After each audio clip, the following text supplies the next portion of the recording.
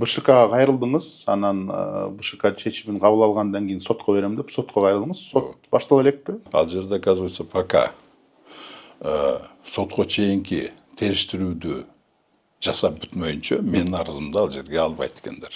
А сотко чейин териштирүүнү ким кылат экен? Сотко чейин териштирүүдү ошол ким мага ошол административдик акты чыгарган болсо, жанагы ЦИКтин БШКнын токтому, БШК өзү государственный орган, ошолор мага укугумду бузуп токтом чыгарып атпайбы, мени мандатымдан ажыратып. Ошолор менен мен биринчи сотко чейин териштирүүдү жасашым керек экен да. Ошол мен жасап туруп, анан кийин ошол сотко чейин териштирүүдө эгер экөөбүз мындай макулдашууга келбесек, мындай мирный жол менен дегенде да, ошондо анан кийин мен кайра эмеге кайрылсам болот экен. Эгерде мен мыйзам боюнча эгер ошол сотко чейинки териштирүүдү эгер мен өткөзбөсөм, сот менин албай койгонго, кабыл албай койгонго укугу бар да.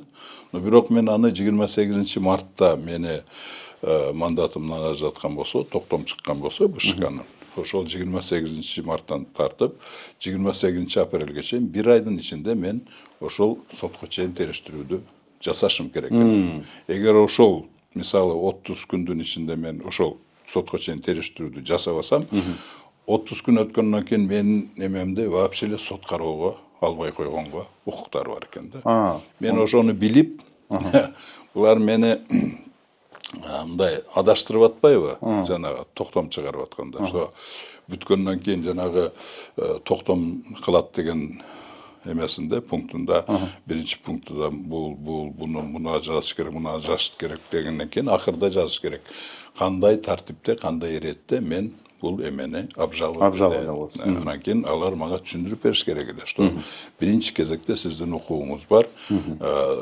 Сотко чейинки териштирүүдү биз менен кылсаңыз болот. Анан кийин келишимге келбесек, экөөбүз анан сотко кайрылсаңыз болот.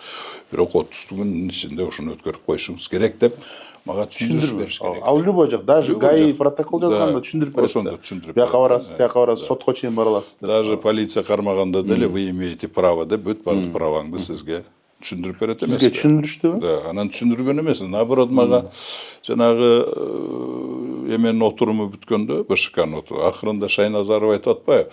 Сиз эгер биздин чечимибиз менен макул болбосоңуз, прямой сотко кайрылсаңыз болот деп эле койду да. А жанагы өзүнүн токтомунун ичинде жанагы пунктты вообще жазган эмес да. Административдик териштирүү пунктун жазган эмес, э? Да, териштирүү пунктун жазган эмес да, менин укуктарымды жазган эмес да, кандай иретте мен муну обжаловать эте алам. Ошондуктан булар административдик акттарда, мисалы мыйзамда, ошол эле административный кодекстин ичинде, ал административдик акттын четкий эмеси бар да, талаптары бар. Могу болуш керек, бул болуш керек. И акырында обязательно жанагы кандай тартипте, кандай иретте мен обжаловать эте алат экен, бул обязательно болуш керек да. Ал болбосо, мындайча айтканда, анын чечими, мындай орусча айтканда, он становится ничтожным. То есть эчтеке жарабаган кагаз болот да, ал незаконный болуп калат да. Мындайча айтканда, бул жагынан дагы БШКнын токтому мыйзамсыз да. Анын токтому ничтожный, орусча айткандачы. Ошондуктан бул жагынан бүт бар жок эле мыйзамсыз болуп калып атат да. А эми эмне кыласыз? Мына териштирүү кылып атасызбы? Да, азыр мен сотко барып эме кылганда, биринчи сот, административдик сот, Бишкек шаарынын административдик соту менин 2 жолу менин арызымды албай койдулар. Ар түрдүү майда чүйдө мындай эмелер менен, формалдуу эле эмелер менен.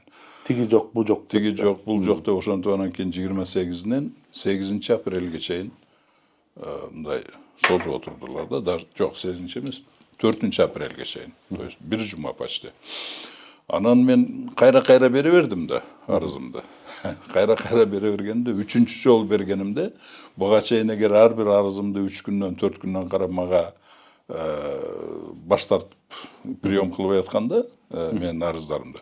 А бунусу эмнегедир мен 3 апрелде берсем, ошо күнүн эртесинде мага эмесинин определениясын чыгарып берип атпайбы? Сиздин эмеңизди кароого алдык. Эртеден баштап ушундай деп турган мага сообщение келип атат, определенияны берди. Анан 23 апрелде биринчи сот отуруму болот деген мага кабар берип атат. Анан мен мындай шектенип калдым да. Буга чейин кабыл алып аткан мында что-то кандайдыр бир силер айткандай тандем бар деп. Кайрадан анан мыйзамды карап көрсөм, оказывается, ошондой жанагы мен айтып аткандай бар экен да. Оказывается, эгер мен 28 апрелге чейин жанагы сотко чейинки териштирүүдү эгер өткөзбөсөм, булар оказывается ошол эң негизги прием кылбай турган менин арызымды кабыл албай турган негизди мага айтпай, майда чүйдан айтып, мунусу да ошондой негиз болгону менен мага кайтарбай, наоборот, прием кылып атпайбы. Анан мен шектенип карасам, мындай болуп атат экен, 23 апрелге коюп атпайбы. 23 апрелде жөн эле бир формально карамыш болот да, бул предварительный сот отуруму да. Карамыш болот да, анан кийин экинчи заседание, например, 29 апрель же 30 апрелге коюп коет да. Анан мен жыргап каралып атам деп эме болгондон кийин ал 29 апрелде айтат: ай Жигитов, оказывается, сен жанагы сотко чейин териштирүүдү жасабапсың да. Ал болсо биз сенин эмеңди уже кабыл ала албайбыз. А сен уже сроктордун баарын өткөрүп бердиң. Эми 1000 жолу берсең деле мен сенин эмеңди кабыл албайбыз деп ошентип жанагы мыйзамсыз кабыл алган БШКнын токтомуну ошону менин күчүдө калтырып коет да, без права разбирательства в судебном порядке. Ошону билгенден кийин мен анан талап кыла баштадым. Бергиле менин арызымды деп. Мен биринчи барып сотко чейин териштирүүдү БШК менен өткөрүп келем дегенде, булар уже мага бербей атат да.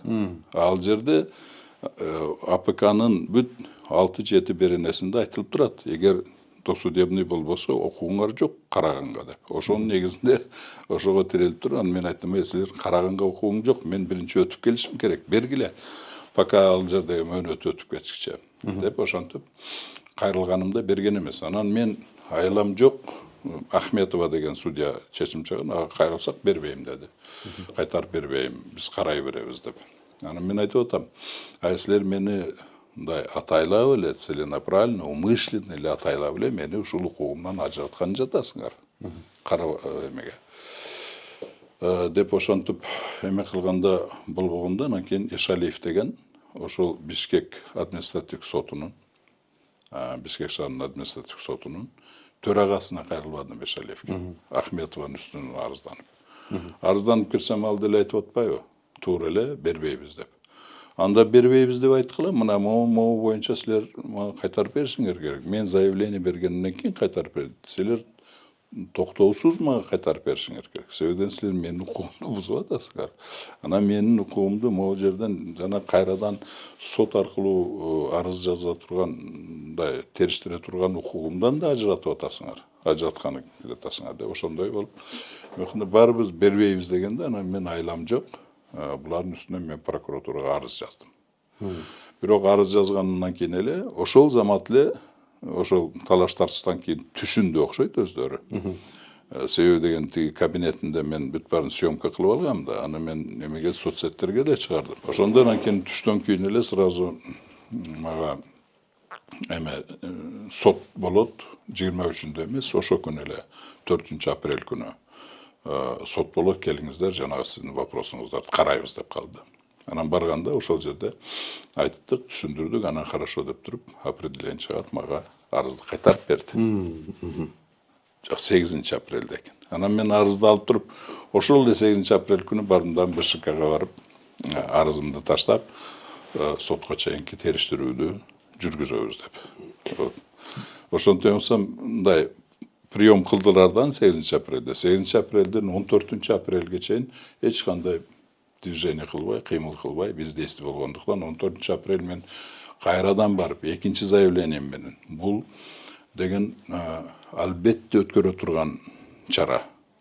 Сотко чейинки жанагы териштирүү. Ошондуктан бул сиздер да милдеттүүсү. Мен да бүт бар жоктор катышкан адамдар ушул эмеге бардыгы милдеттүү муну өткөргөнгө деп туруп эме кылсам, ошол күнү мага түштөн кийин кат жибериптир.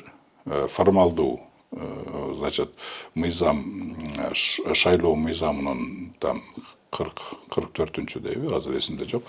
Ошол беренеге шылтап туруп, эгер макул болбосоңуз, жалпы эле сотко кайрылсаңыз болот деп кайра эле ошол эмени берип атат да. Бирок ошол кагаз сотко кайрылганга жол ачып берди да ошондо. Жок, сотко чейинки териштирүүдү баштайлы деп арыз берип атам да. Алар сотко чейин териштирүү жөнүндө болот, болбойт деген вообще эле сөз жок. Жөн эле кайра эле баягы формалдуу кайра сотко кайрылсаңыз болот деген эле формалдуу эме кылып атат да. Анан бул жерде эмнени айтып коюш керек? Булар жанагы мыйзам, шайлоо мыйзамынын 44-чү беренесине шылтоо өтпөйбү, шылтоо кылып атпайбы? Ал мыйзам биринчиден только ошо шайлоо жүрүп аткан вакытта эле иштейт.